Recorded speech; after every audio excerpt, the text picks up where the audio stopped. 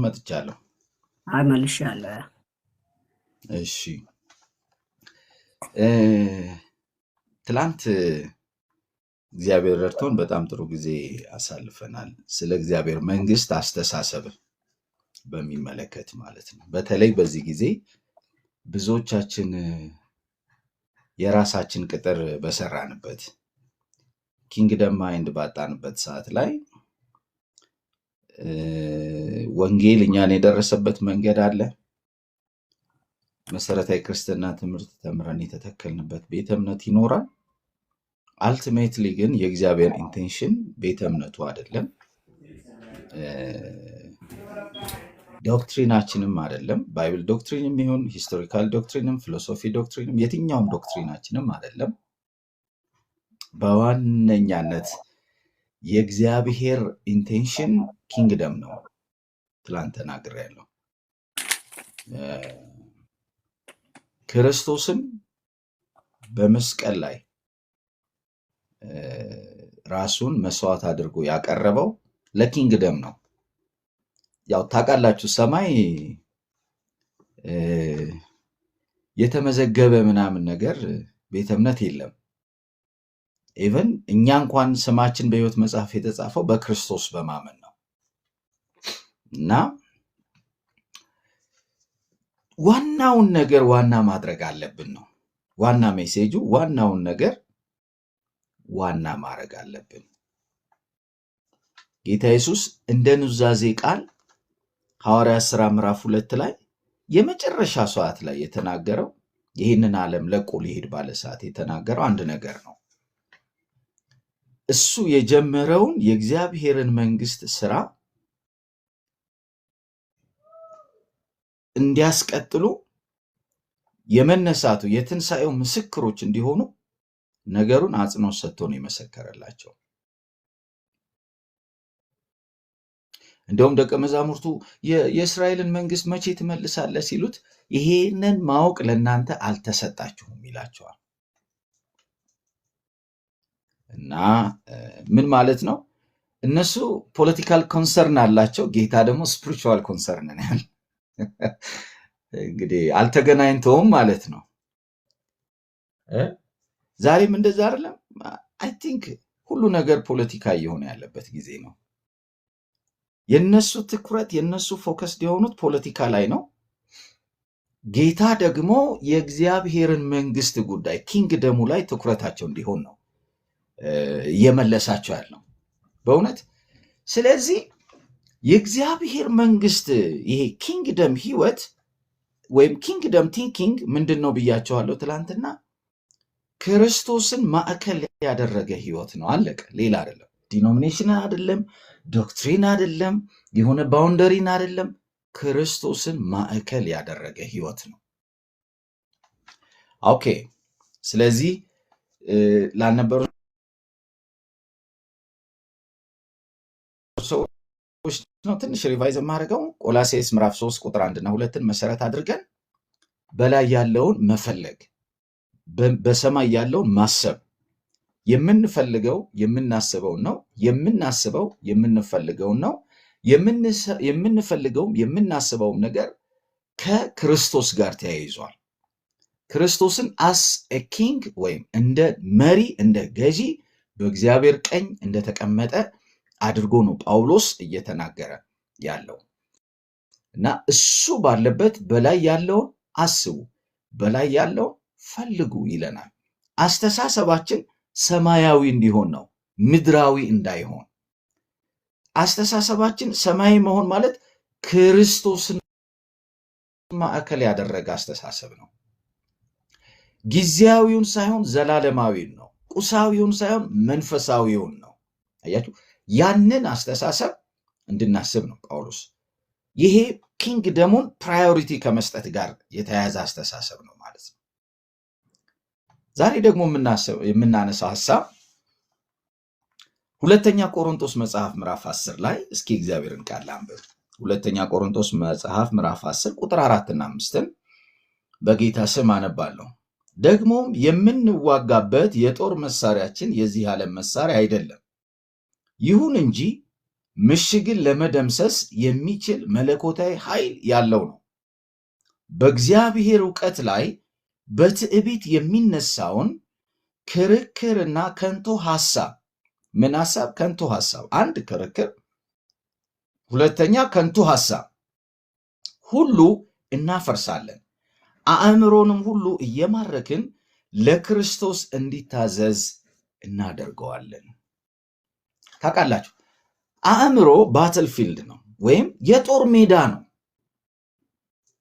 አእምሮ የጦር ሜዳ ነው።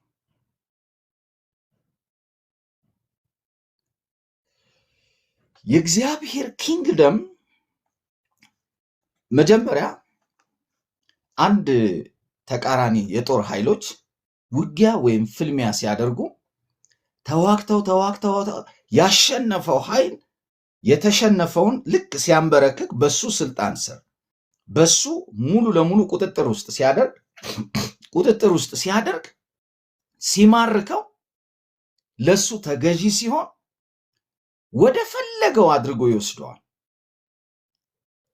ኢቭን ጳውሎስ ከኢየሱስ ትንሣኤ የድል ህይወት ጋር ሰይጣንን ማሸነፍ ጋር አያይዞ ሲናገር ልክ አንድ ጀነራል አሁን ለምሳሌ ዳዊት አንደኛ ሳሙኤል ላይ ዳዊት ጽግላግ ላይ ሄዶ ተዋግቶ አሸንፎ ሲመጣ ምርኮውን ባስመለሰ ጊዜ የዳዊት ምርኮ ብሎ በፊቱ እንዳስኬደ ልክ የሮም ጀነራሎች እንደዚህ አይነት ልማድ ነበራቸው። በዛን ጊዜ ምን ማድረግ በጦር ሜዳ ላይ ልክ ሲያሸንፉ ያሸነፉትን ያንን የጦር ሰራዊት በፊታቸው አቁመው የጀነራል እከሌ ምርኮኛ ብለው ያስለፍፋሉ፣ እንዲነገርላቸው ያደርጋሉ፣ ያሳውጃሉ።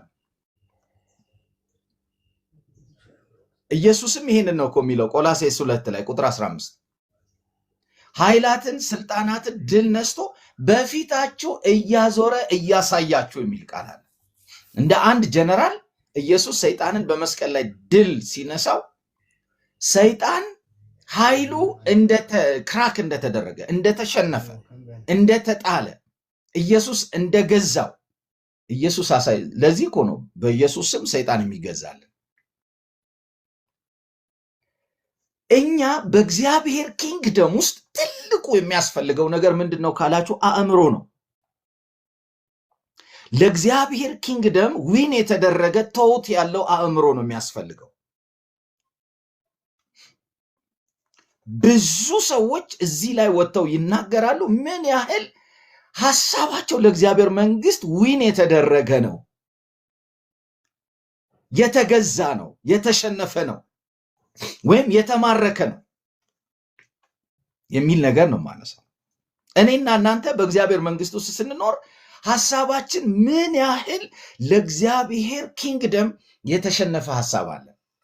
አንድ ጊዜ ኢሳይያስ ላይ እግዚአብሔር እንደዚህ ብሎ ያውቃል፣ መንገዴ እንደ መንገዳችሁ ሐሳቤ እንደ ሐሳባችሁ አይደለም ብሎ። በጣም ሩቅ ነው የሰው ሐሳብ በእግዚአብሔር ኪንግደም ውስጥ ሁል ጊዜ አገንስት እንጂ የተማረከ ወይም ለእግዚአብሔር ኪንግደም ፈቃድ የተሸነፈ የተገዛ አይደለም። ሚስ እንዳታረጉ።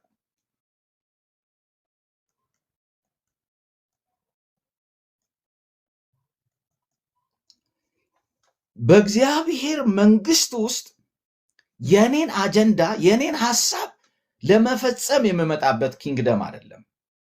በእግዚአብሔር ኪንግደም ውስጥ የሱን ሐሳብ እንድፈጽም የኔ ሐሳብ ለሱ ሐሳብ የተሸነፈበት ኪንግደም ነው። በጣም ብዙ ሰዎች ለራሳቸው ለስማቸው ለክብራቸው ተሟጋች የሚሆኑት ዊን የሆነ ለእግዚአብሔር ኪንግደም የተሸነፈ ሐሳብ ስለሌላቸው ነው። አይምሯቸው አልተገዛም። ሁሌ ራሳቸውን ዲፌንድ ማድረግ ይፈልጋሉ። ሰልፍ ስቲማቸው ስለ ራሳቸው ያላቸው አመለካከት በጣም ከፍ ያለ ነው። ጳውሎስ ገላትያን 6 ላይ እንደዚህ የሚል ቃል አለ። ከእናንተ አንዱ ምንም ሳይሆን ምንም እንደሆነ ቢመስለው መጀመሪያ ራሱን ይመርመር ወይም ራሱን ይፈትን ይላል። አይገርምም? ለእግዚአብሔር ባልተሸነፈ አእምሮ ውስጥ ምን አይነት ተውት አለ ካላችሁ ምንም ሳይሆን ምንም እንደሆነ አንዳንድ ሰዎች አይታችኋል። እንኳን እሳት ውሃ እኮ አልፈሰሰም አቤት እሳቱ ብለው ውሃውን እሳት አድርገው ይነግሯቸዋል። እግዚአብሔር በእነሱ በቃ ሰማይን ዝቅ እንዳደረገ መላእክትን እንዳዘዘ ምንም እንደሆነ ተአምራት ዕውራን እንደበሩ አይኖችን ሙታን እንደተነሱ እሰይ እግዚአብሔር ይመስገን። እግዚአብሔር ይሰራል። ይሄ የኪንግደሙ ኃይል ነው። እሱን አርብ እናየዋለን፣ ስለ ኪንግደሙ ኃይል እንዴት ኦፕሬት በእኛ ውስጥ እንደሚያደርግ። የእግዚአብሔር የመንግስቱ ኃይል ነው። ጌታ ኢየሱስ አጋንንት ሲያወጣ በቤልዘቡል ያስወጣል ሲሏቸው እንዴ ትልቁ በትንሹ ወይም ትንሹ ለትልቁ የሚገዛበት ካልሆነ ተቃራኒ ከሆነ አንዱ ሌላውን የሚያስወጣ ከሆነ መንግስቱ እንዴት ትጸናለች? በእግዚአብሔር መንፈስ ግን የማስወጣ ከሆነ እንግዲያውስ የእግዚአብሔር መንግስት ወደ እናንተ ቀርባለች ነው። ምን ማለት ነው? የእግዚአብሔር መንግስት የምትገዛበት ኃይል የትኛውም ዲመኒክ ኃይል ሰሚት የሚያደርግበት የሚታዘዝበት የሚገዛበት ነው። የእግዚአብሔር ኪንግደም ኦፕሬት እንደምታደርግ ማየት ከፈለጋችሁ በኢየሱስ ስም አጋንንት የሚወጡ ከሆነ በዛ መካከል የእግዚአብሔር መንግስት እየገዛች ነው ያለች።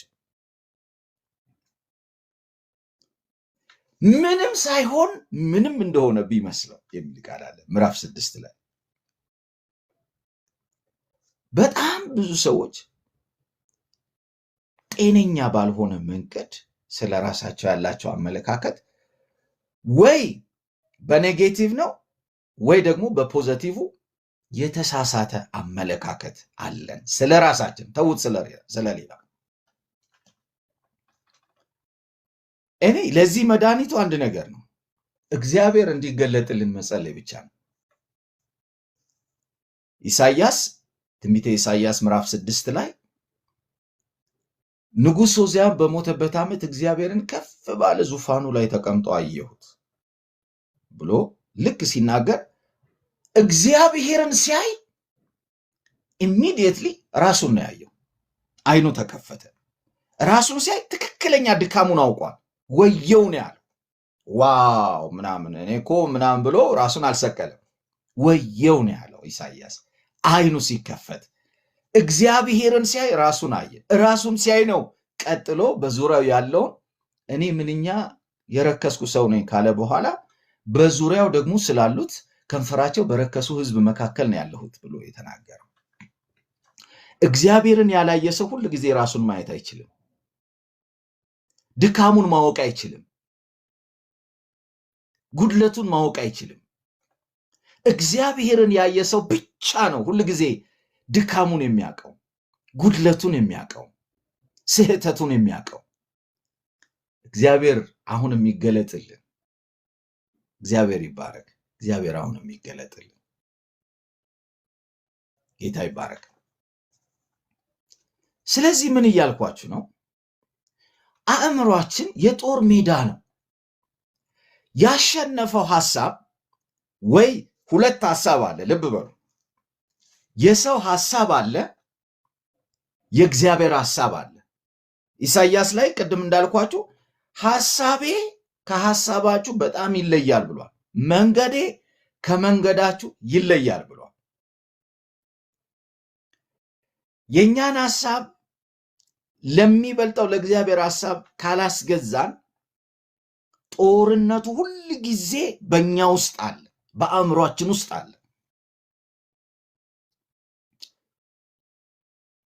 ልክ ኢየሱስ ጴጥሮስን እንዳለው ማቴዎስ ወንጌል ምዕራፍ 16 ቁጥር 23 ላይ ሂድ አንተ ሰይጣን የሰውን እንጂ የእግዚአብሔርን አታውቅምና ምን ሆነህብኛል? እንቅፋት ሆነህብኛል። በአእምሯችን ውስጥ ያለው ሐሳብ የሰው ሐሳብ ወይስ የእግዚአብሔር ሐሳብ?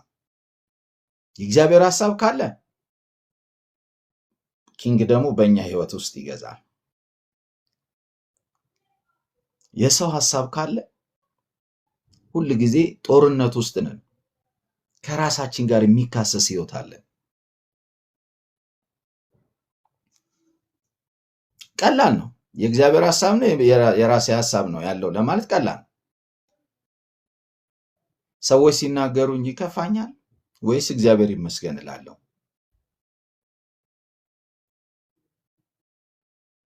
ከሰዎች በፊት ለእኔ ቅድሚያ እንዲሰጠኝ እፈልጋለሁ ወይስ እሱ ጌታ ይቅደም እንጂ እኔ ምንም ነኝ እንላለን?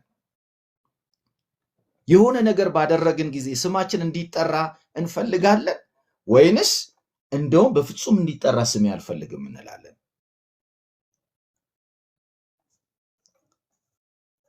ቤተ ክርስቲያን ውስጥ የሆነ ነገር አድርገው ስማቸው መለከት ተነፍቶ በደንብ ካልተነገረ ቸርች የሚቀርበት ጊዜ እኮ ነው። እንደውም ጌታ ከሰው የሆነውን ክብር የምትፈልጉ ከእግዚአብሔር የሆነውን ክብር ደግሞ የማትፈልጉ ናችሁ ብሎ ዮሐንስ ወንጌል ላይ ወቅሶ እኮ ያውቃል። ይሄ አእምሮ የኪንግደሙ ሐሳብ የሌለበት የእግዚአብሔር ሐሳብ የሌለበት አእምሮ አስተሳሰብ ነው። እኔ ለእኔ በእኔ የሚል አስተሳሰብ ያለበት። ያማ ባይሆን ሶሻል ሚዲያ ላይ ለምን እንጣላለን? በአካል ፍጹም የማይገናኙ ሰዎች ለምን ይሰዳደባሉ? ለምን ይተቻቻሉ? ለምን ፎቶ እየለጠፉ እየዘቀዘቁ ይራገማሉ? የራስ ሐሳብ ስለሆነ ነው። የእግዚአብሔር የለበትም በዚህ ውስጥ። እውነቱን ልንገራችሁ፣ በዚህ ውስጥ እግዚአብሔር የለበትም። ወንጌል አይደለም ወንጀል ነው። በእግዚአብሔር ኪንግደም ውስጥ ወንጌል ክርስቶስ ነው። ትላንት ተናግሬዋለሁ። በኪንግደም ውስጥ መልእክታችን አንድ ነው። እኔ ሃይማኖት ልሰብክ አልመጣሁም። ዲኖሚኔሽን ልሰብክ አልመጣሁም። ገድሌ ልሰብክ አልመጣሁም። ስሜንም ልሰብክ አልመጣሁም። አንዳንድ ሰዎች ስማቸውን ነው ዘሶኮልድ ፕሮፌትስ ኦር ፓስተርስ ምናምን በሏቸው፣ ስማቸውን ነው የሚሰብኩ። ስሜንም ልሰብክ አልመጣሁም። የገባኝ አንድ እውነት በኪንግደም ውስጥ የእግዚአብሔር ዓላማና ግብ አንድ ብቻ ነው፣ ክርስቶስ ነው። ክርስቶስን ሁላችንም ብንሰብክ በኪንግደም ውስጥ አንድ ዓላማ ይኖረናል። ከዛ ውጭ ግን ለራሳችን ስለሆነ ጥልና ሽኩቻ ነው የሚበዛው። እንዴት ነው ታዲያ ይህንን የጦር ሜዳውን ልናስገዛ የምንችለው? ልብ በሉ፣ ውጊያው ጳውሎስ ሁለተኛ ቆሮንቶስ ላይ የሚናገረውን ሐሳብ ተናግሬ ነው የምጨርሰው። እንዴት ነው? አንዱና የመጀመሪያው ነገር መሳሪያችን በዚህ ዓለም እንደሚታኮሱት መሳሪያ፣ ያው ጦርነት ስለምናውቅ በዓለም ላይ አንድ ሀያል ሀገር ሀያል ከሚሆኑበት ሶስት ነገር አንዱ የጦር መሳሪያ ነው። ቻይናም ትወጣና ያላትን የጦር መሳሪያ ዓለም የሌለው ብላ ታሳየናለች። ከዛ ራሻም ደግሞ ትወጣና ታሳያለች። ከዛ አሁን ደግሞ አሜሪካንም ትእዛዝ ሰጥታለች ተብሏል። አሜሪካንም ትወጣና ታሳያለች። የዓለም ሀያል ሀገራት ያላቸውን የሚሊተሪ መሳሪያ ትጥቃቸውን በማሳየት ነው አንደኛ መሆናቸውን ለማስፈራራት የሚያሳዩት። ቀጥሎ በኢኮኖሚ ነው፣ ቀጥሎ በቴክኖሎጂ ነው። የኛ መሳሪያ ወገኖቼ በእግዚአብሔር ኪንግደም ውስጥ ብርቱ መሳሪያ ነው ያለን። ልብ በሉ፣ በጣም ብርቱ መሳሪያ አለን። ምሽግን የሚደረማምስ ነው የሚለው ይሄ ክፍል። አንደኛ ውጊያው ምን ይለናል? ክርክርና ከንቱ ሐሳብ ነው ይለናል። ልብ በሉ፣ ውጊያው አእምሮ ውስጥ ክርክር ነው፣ ከንቱ ሐሳብ ነው። እኔ እውነቱን ልንገራችሁ፣ በክርክር ማንንም ዊን አታረጉ። ማንንም ምዕራፍ ሁለተኛ ቆሮንቶስ ምዕራፍ 10 ቁጥር 4 እና 5 ላይ ነው የመልእክታችን መሰረት። ማንንም በክርክር ምናልባት ፍርድ ቤት ሊሆን ይችላል፣ ማስረጃና መረጃ ካላችሁ በክርክር ልታሸንፉ የምችሉት። በእግዚአብሔር ኪንግደም ውስጥ ግን የእግዚአብሔር ኪንግደም የክርክር ጉዳይ አይደለችም፣ የኃይል ጉዳይ ነው። አሜን በሉ። የኃይል ጉዳይ ነው። አንደኛ ተሰሎንቄ መጽሐፍ ምዕራፍ 1 ቁጥር 5 ላይ ሂዱና እዩት። የእግዚአብሔር ኪንግደም የኃይል ጉዳይ ነው፣ የክርክር ጉዳይ አይደለም።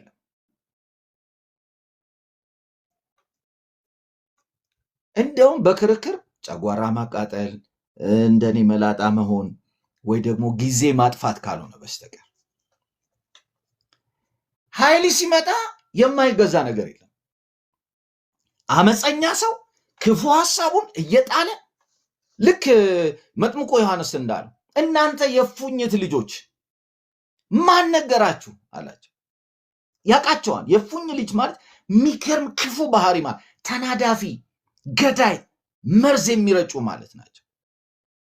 ማን ነገራቸው ይህን እንድታደርጉ? ኃይል ሲመጣ ወገኖቼ ከፍ ያለው ዝቅ ይላል። የማይንበረከክ የማይገዛ የለም። እንደውም ልንገራችሁ፣ ጸሎታችሁ ሁሉ ጊዜ ለኃይል ይሁን። እኔ ጸሎቴ ለኃይል ነው።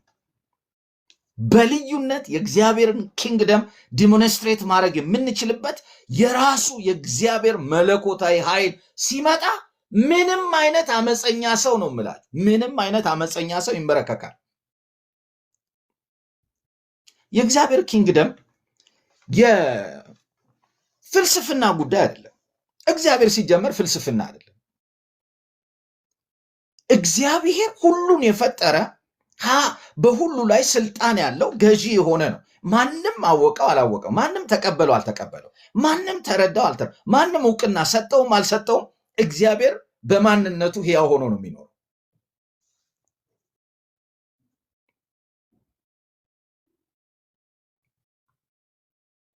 ወገኖቼ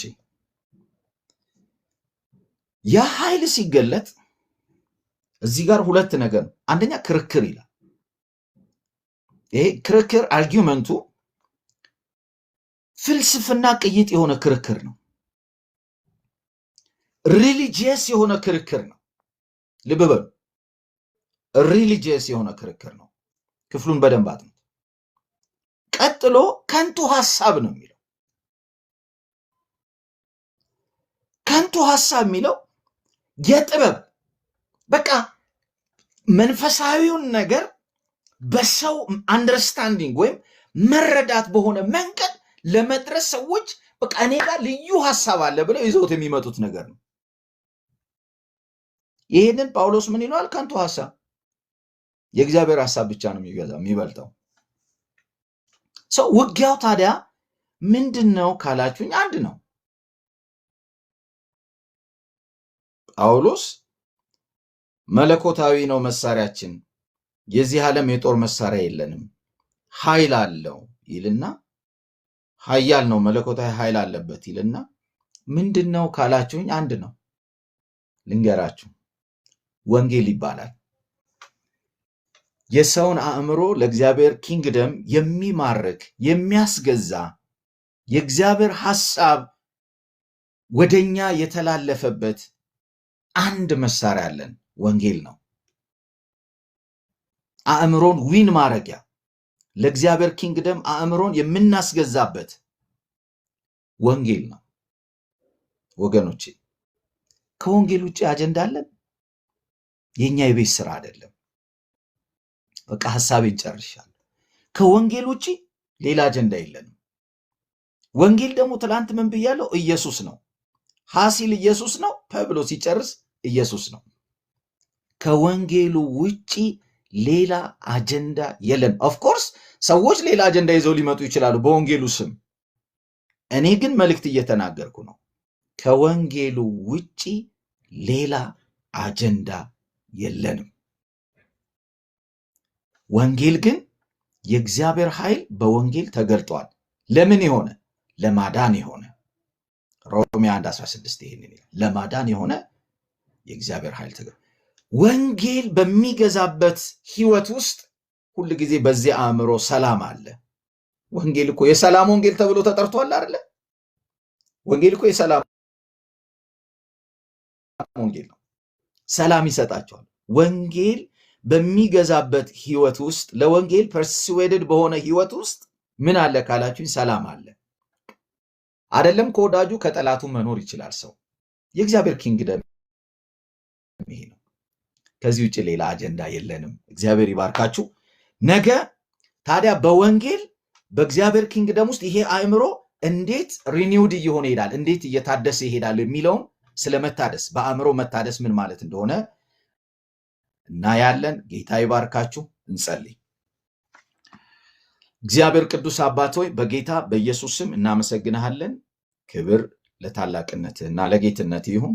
ስለሰጠህን መልካም ዕድል እናመሰግንሃለን። ማርያም መልካም ዕድል መርጣለች። ለመስማት መቅረብ፣ ይሄ ትልቅ ዕድል ነው።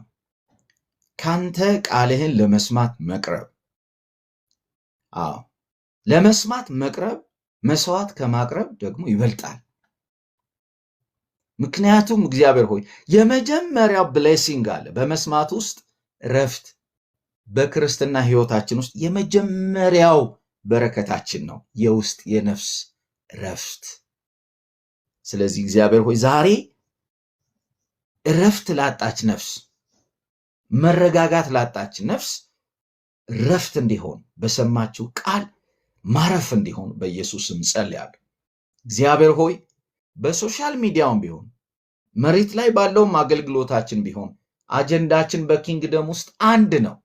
አእምሮን ሁሉ ለክርስቶስ የምንማርክበት መንፈሳዊ የጦር መሳሪያችን አንድ ነው፣ ወንጌል ነው። ወንጌል ይለውጣል። ምክንያቱም የእግዚአብሔር ኃይል በወንጌል ተገልጧል። ወንጌል ያሸንፋል። ምክንያቱም የሰማይ ክብር በወንጌል ሁላችንን ለክርስቶስ አንበርክኮናልና።